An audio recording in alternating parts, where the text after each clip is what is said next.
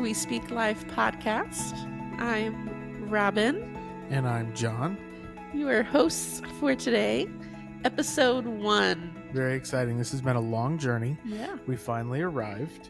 we have. This has been something that's been in the works for, gosh, I don't know how many months. A while. probably the last 8 months. You've had it on your heart to start this podcast and to take the leap of faith and to tell our story and our experience, and then hopefully get the opportunity to talk to other people who share similar experiences and have stories to tell.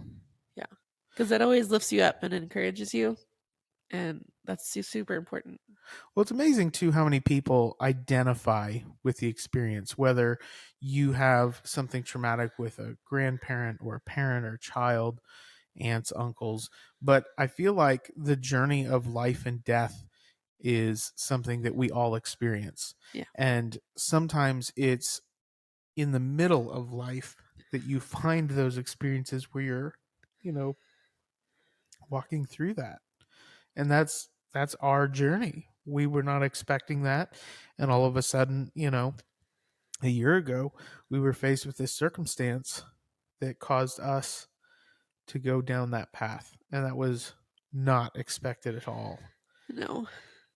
So, it's so funny. We're both sitting here crying. And that's one of the things, I would say prior to this experience, I was pretty conservative with my tears. Oh, yeah. And we cried so much in the hospital, you sort of just lose, I don't know, any inhibition or anything. It's just gone. It's just, let them roll. It's an outward expression of an inward feeling. Absolutely. So, Robin, why don't you tell the story of like how this all started? When did this start, and how did we end up here?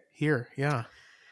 Well, so June 10th, last year, 2022, was my first time taking him to the doctor. And poor little guy had some intestinal issues.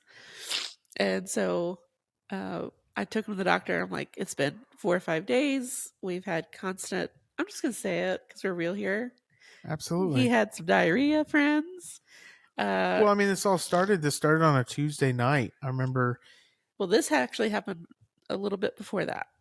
So he had experienced all this diarrhea and stuff. I took him to the doctor, and she says, oh, it's just a virus. It'll be 1 more day. He'll be fine. And actually, the weekend, he was great. But that Tuesday night is when Tuesday night, that was in the shift. night, that was the shift. He threw up, and candidly, it was not what you would expect. It was crazy. It looked like diarrhea, and it was all over the crib and all over him. But his diaper was clean, and I thought, this is the craziest thing. This is not what I would expect. And he was definitely not doing well. He was feeling sick. He wouldn't eat. After that, the fevers started, and fevers. And that's again the next day, calling the doctor after hours, and they're like, "Oh, just do this medication, it's just a virus, blah, blah, blah."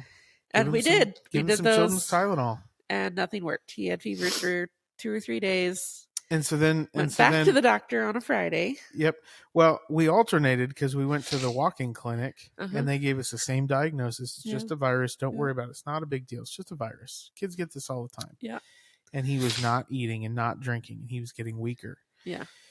And then you went back to the doctor. Back to the doctor, and I remember sitting in the room with him, and he's sitting on my lap, like.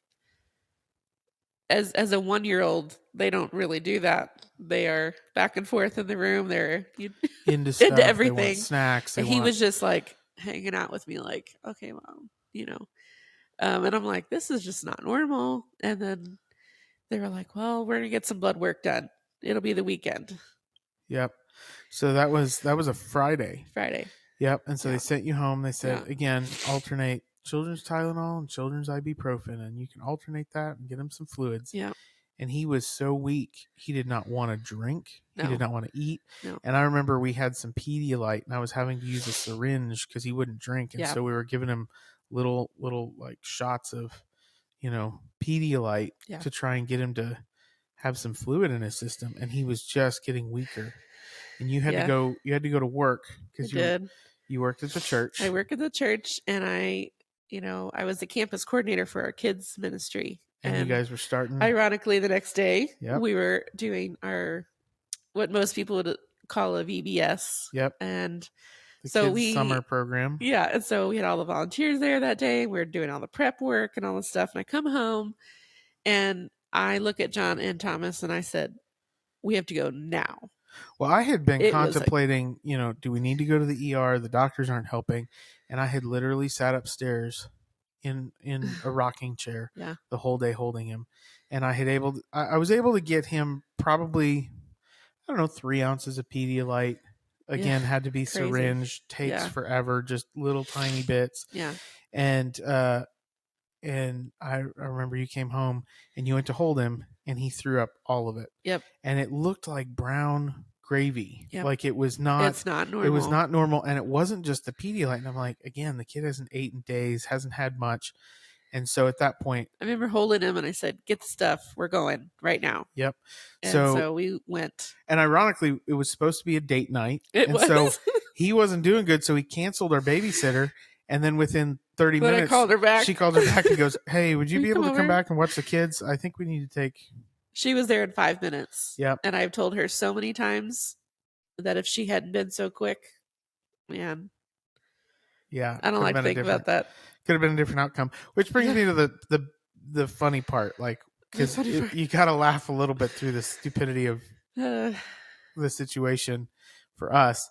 So we get him in the car, babysitter's here, and we go, and the hospital's about 20 minutes away, and we're going to a children's hospital. It's a really great facility. Really great. Yeah. But neither of us had ate, and I thought, you know what?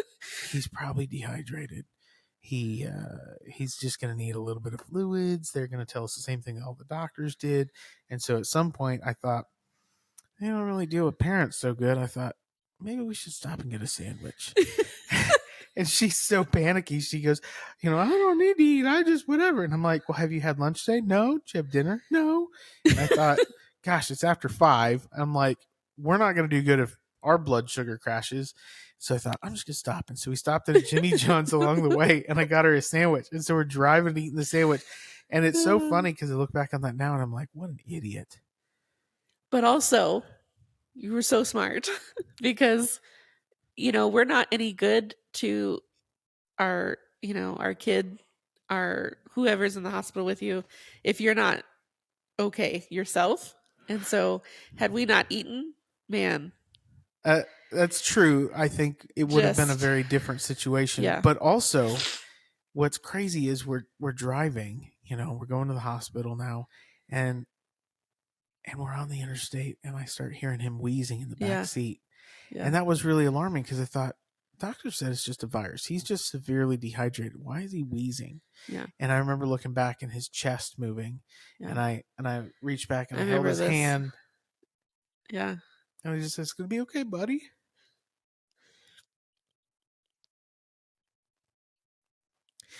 And so,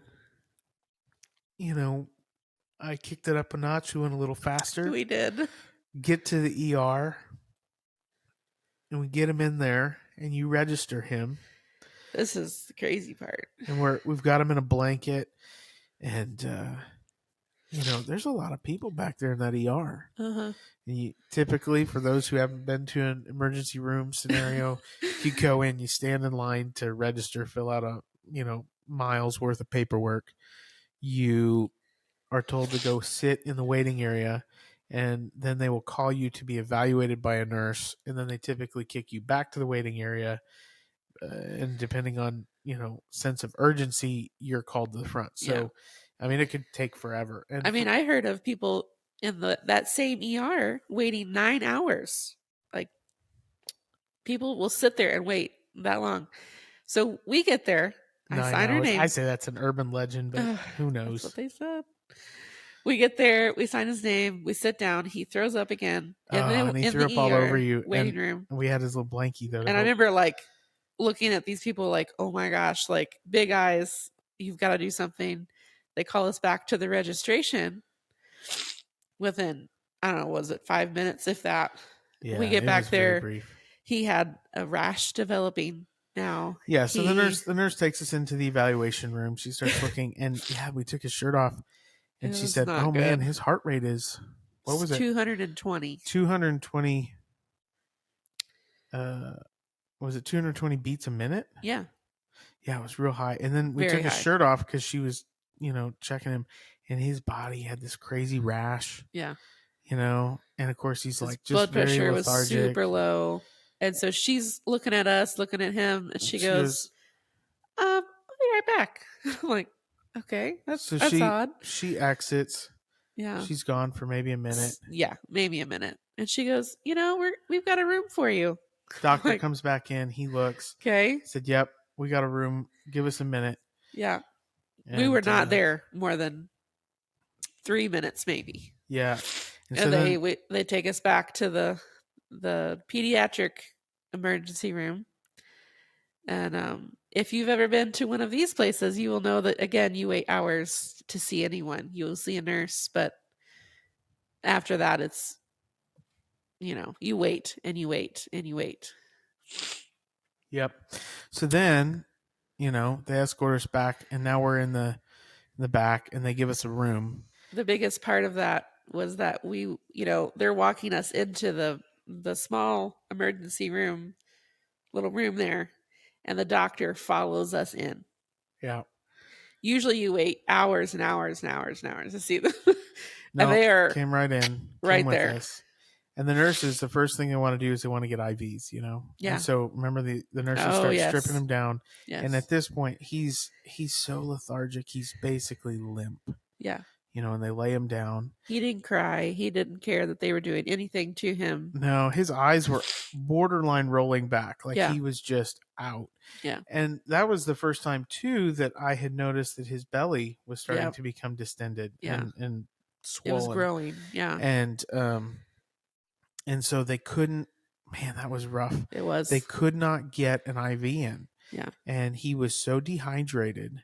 They said that his veins are already so small, and he was so dehydrated that all that stuff had shrunk, and so they couldn't get a needle in, and so they kept trying different arms, Yeah. different places, Yeah. and then they had to bring in the They did what they do is they use an the ultrasound ultrasound machine, to find the vein, to find the place on the vein and all that stuff. and they kept poking, and every time they'd poke, it would Yep, move. it would move. And that was painful. And Yeah. so we kind of stepped out of the room. We did. And so while that was happening, all of a sudden we had a patient advocate. So there's this Yeah. wonderful woman that comes up and introduces herself and says, "Hey, let me get you guys a chair. Let me get you guys some drinks, something." So we're kind of sitting out in the hallway because the room's small, and they're doing stuff. And there's, I don't know, 2 or 3 nurses in there working on him. And then at some point, doctors start to show up. Yeah. And I didn't notice this part. John did later. Yeah, there was a lot of doctors. And it's funny because you think, I remember at one point we're kind of sitting out in the hallway, and I thought, man, this doctor is bringing like all of these interns, right? Like that's what it feels like. Because all of a sudden it was like, here's one, here's an ER doctor, here's another doctor, and then here's like 5 or 6 other, Yeah. what I assumed were like interim doctors or like people in training, and they're all kind of evaluating, things are happening, and then more nurses are moving and more things are happening, and I'm trying to keep chill. Yeah. I'm cracking jokes with the advocate and the nurses, and keeping it lighthearted because again, in my mind, Thomas is just dehydrated. They just need an IV. They just need an IV. He'll perk back up and he'll be fine. It's gonna be fine. If you've got kids and you've had kids for any amount of time, things happen, and you just are like, okay, roll with the punches. Something, you'll be fine. It'll grow back, whatever. Sorry. And so we're sitting there, and then the patient advocate comes back and she says, "Hey, you know what? We got this other room for you, and we would love for you to come back in here. We want to get you someplace to just kind of take a breather." And so we thought, oh, that's weird. A little strange. Let's go down this other hallway far away, and takes us back to this room, pulls up chairs, and we're in like a storage room. Yeah. And And then all of a sudden, it's like, hey, can I get you guys a Coke or something? Yeah. They start bringing us, Yeah, can I food get you a items. Can I snack? get What you do a you snack? need? What do you need? And she was very like, Adamant. yes, but she was overly kind. And I'm like, lady, you're making me mad now. Like, why are you taking me away from my child? Why? There were questions I starting to don't. roll around. I'm I like, don't want no friggin' Coke. Why do you keep I wanting to get my? Why do you want a Coke? And like, so why is this happening? finally, it's like, yeah, just bring me a Coke. I don't know. Sure, go away. Be And gone for a few minutes. So then we'd like kind of look out the door, and you kind of look down the hallway, and you think, what's going on down there? And now Yeah. you realize that there's a lot of people down Yeah. there. Yeah. And Then we're sitting there. We're starting to like, it's hitting us hard, and we're just like, all right, we got to pray through this. Like, we're praying hard, and we're not. You don't care who's listening, who's around you. Like, we are praying because we just don't know what's hard going on. because we don't know and nobody will tell us anything at this point. And then a nurse comes in and grabs the coding chart or the cart, Oh yeah. for kids that code out, and you're Yeah. like, that's for us. Yeah, we were definitely What? we were definitely the only patient down on that end of the Yeah. ER, and it was like, okay. And so that, I don't know. It began to hit me too because I'm thinking there's nobody else being admitted this whole time. I'm like, we are the only family. There was one other family, but they were already there. The other thing I think back now, the other clue in was that there were people showing up in street clothes. That's like right. Yes. Doctors that were showing up and they were in plain clothes. And I remember thinking, that's really weird. Like, they're not in scrubs or uniforms or anything. Like, and then it sort of started to sink in, like, why are these people showing up like this? Yeah. And somewhere in there, I think she kind of said, oh, we've got these specialist doctors that are coming in. Yeah. And what we had not realized at the time, we figured it out later, was that these were specialists. Very special. And the situation was so dire, and we didn't know that. We didn't realize that he was dying at the time. Yeah. Again, we're into the concept that he just needs some fluids. He's just dehydrated. He just has a virus because that's has a virus. That's all it walk-in is. clinic, pediatrician. Everybody just kept saying, "Oh, you guys are overreacting. It's just a virus. Just a virus." And all of a sudden, it's like, man, this seems like this is more serious than just a get an IV and a virus. Yeah. And I think somewhere around that point is when it was in passing. We were kind of standing outside of his room, and the nurse says, "Oh, has nobody told you anything?" And I'm like, "No." Yeah. Like, as she says, well, we had, they've done x-rays, CTs, ultrasounds. Like, if you can think of a test, they've done it. Yeah. She said, she goes, he has acute appendicitis and abscesses. And I'm like, you're just going to throw that word around. Like, yeah. And of course, I'm like, I don't know what what that means. Yeah. I have no idea. It's been a hot minute since I've watched House. I don't remember what this means. But the whole time, through that evening, we would go and glance at him, and I noticed each time his belly was bigger. His belly was definitely bigger.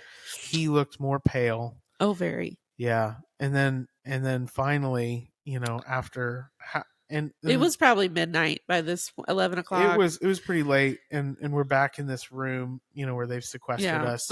And at that point, I don't know, 2 or 3 doctors come in. Yeah. And they just dropped the bomb, and they said, hey, we want you to know. And that's the thing that sucks. They always start off like, that's the thing that gets me is, hey, we're going to do everything in our power.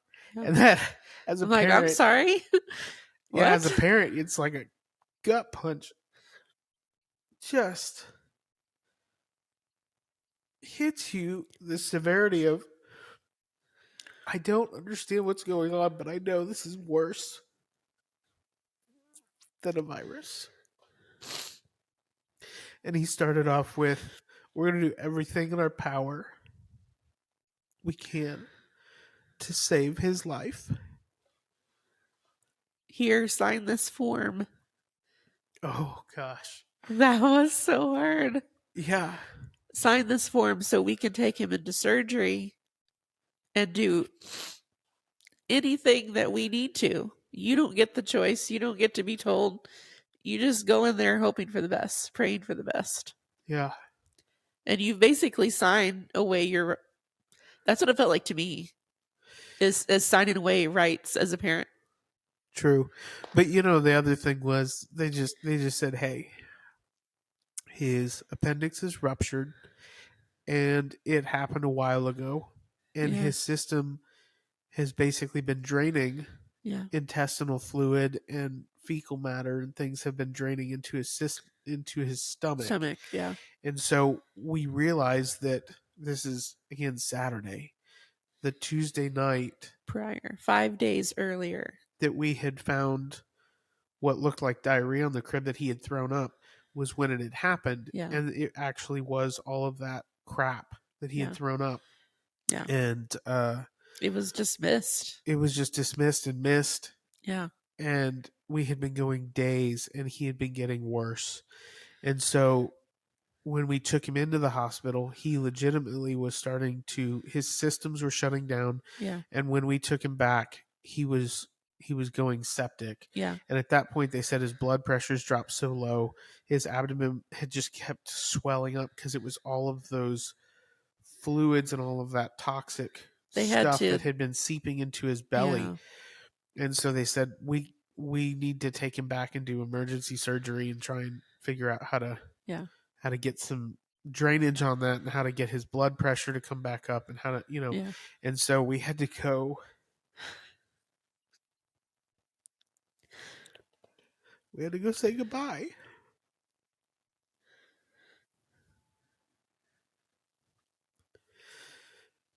It was so weird.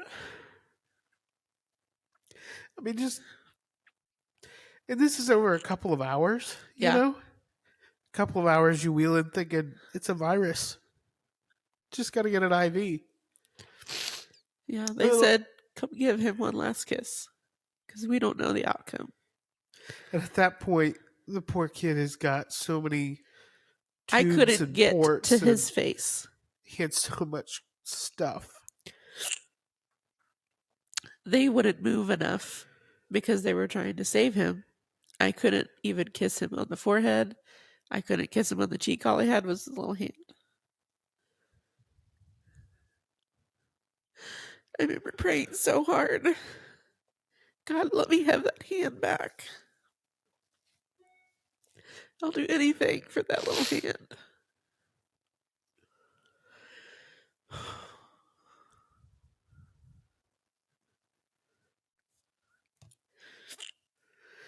Yeah. That was really hard.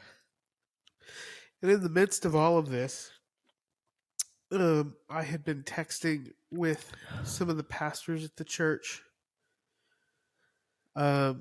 We had both been employed at our church. Robin did childcare, and I do audio. I'm the director of audio, managing production stuff. And we had called some of our friends who are pastors at the church and tried to keep people in the loop of what's going on. Because again, middle of the night, it's really hard to do that. You go into the whole thing thinking this is going to be, we're just going to come in, get an IV, we're going to be back home, whatever. And then all of a sudden it's like, no, this is potentially the end of life scenario. And so one of our friends, he had called me and he said, and again, it's like 11:30 at night and he calls me, I'd been texting him, woke him up and he said, is anybody there with you? And I said, no, because we couldn't get a hold of, I mean, we're kind of shooting text messages out in the dark, but, hadn't really had dialogue. And he says, okay, I'll be right there. So he shoots down and he was there. I mean, it felt like a flash. Yeah. And he was there. And so we're in this waiting room upstairs and he's there and we're ugly crying, snot everywhere, and he's ugly crying and snot. And we're just hugging and praying and just trying to figure it out. And it's so funny because at that point in the evening, it is shut down the hospital because it's in the middle of COVID kind of experience. Yeah. So like half the lights are off. We're in this room. We're just sitting there and it's half dark. Nobody's in there, and there's an elevator around the corner, and we're just waiting for a doctor to come in and tell us Yeah. the news. And emotionally, I don't know how you were, but emotionally, like you're believing God, like God's gonna Yes. heal him, things are gonna happen. And then the other part of me is like, okay, you gotta build yourself up for the news that he Yeah. didn't make it. Because you just don't know. You have no idea. And so I'm thinking, like, okay, pray the prayer of faith, and then also, like, wrap your heart in that steel to lock it in place, knowing that if it doesn't work out that way, can you handle that news? You know?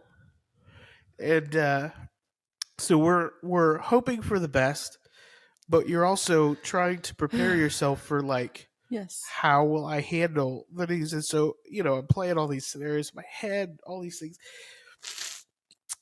And it's so funny. We're sitting there, and all three of us are like pretty keyed up, and we're all ugly crying and Very much. snot everywhere.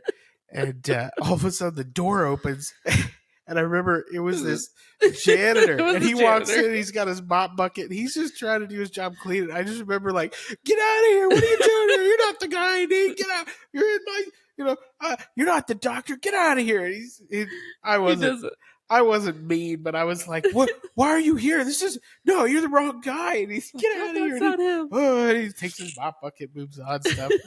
I was just, I it was forgot so about that. funny. I was so upset. I was like, "You're not the doctor. What? Get out of here!" Everybody's all keyed So up. funny. Oh my gosh. Yeah, I just remember finally, I guess it was like an hour and a half, and they come through the elevator, and there's 3 of them. You have the main surgeon, there was the doctor that placed the drain for our Thomas, Yep. and then there was a secondary. I don't know who the other person was. But I will never in my life ever forget this. But I remember our surgeon, like, her face was just sunken, and you're like, oh my gosh.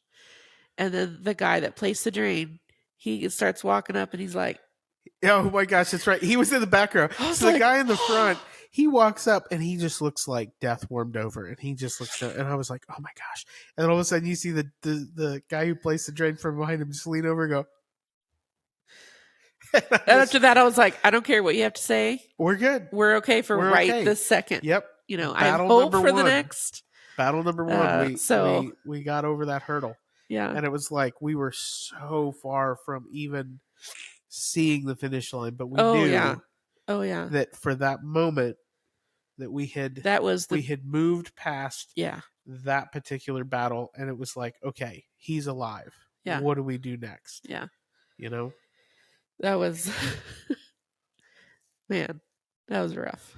Yep. And then we go to his room at the PICU, and I remember the nurse, they're like, sit down. We're like, no, sit down. There's not room for you to stand. Yep. There's too many of us. There was so many nurses in there, and he looked like Darth Vader. He was all hooked up and had all the machines and all the crazy stuff and the hoses. Maybe one of those Borg from Star Trek. See what I mean? Jokes. I'm just saying. All the jokes. So that little guy was all hooked up, and they had, and they're just running around like crazy. All the machines and hoses and things, and they're, hooking them up. And so they just told us to go sit in the corner. Yeah. And so we hugged our friend Rob, who'd come down with us, and we said goodnight. Because at this point it's, I don't know, middle of the night, 2 a.m, something, 2:30. We hugged him, said thank you, and basically the nurses put us to bed because we were spent. They brought us a turkey sandwich, and they literally took a blanket and told us, lay down, I'll cover you up. Yeah. And we did. We laid within a foot of his bed. We laid there, and that was. And she stayed in the room the whole night. 100%. I don't remember. Not leave. We were done at that point. She charted. I was up, but I was done. Yeah. Let me tell you, Daddy was done. Yeah. My boy was okay, at least for the moment. Yeah. And I had plateaued when that doctor gave me the thumbs up. It was like, all right. Yeah. And all of that adrenaline and all of that stress, it was like I laid down and I don't remember. Yeah. I was out. I know.